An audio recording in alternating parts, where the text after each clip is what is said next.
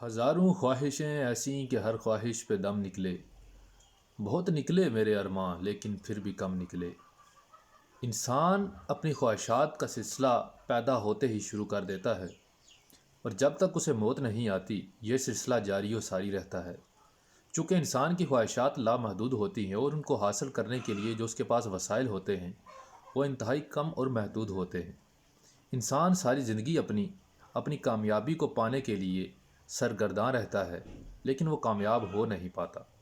کچھ لوگ تو ایسے ہوتے ہیں کہ ان کے پاس جو کچھ ہوتا ہے یا جو کچھ انہیں ملا ہوتا ہے وہ اس پہ شکر ادا نہیں کرتے، بلکہ اس پہ پچھتاوا کرتے ہوئے یہ کہتے ہیں کہ یہ ہمیں کیوں ملا، ہمیں یہ نہیں ملنا چاہیے تھا۔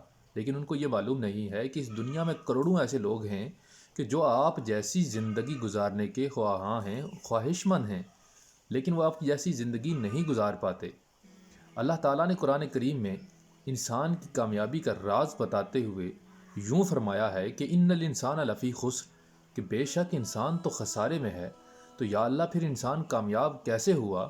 پھر آگے ہی بتا دیا کہ الا الذین آمنوا وعملوا الصالحات وتواصوا بالحق وتواصوا بالصبر، وہ لوگ جو ایمان لائے اور جنہوں نے نیک اعمال کیے اور جنہوں نے حق کی تلقین کی، حق کی نصیحت کی اور صبر کرنے کی تلقین کی، صبر کرنے کی بات کی۔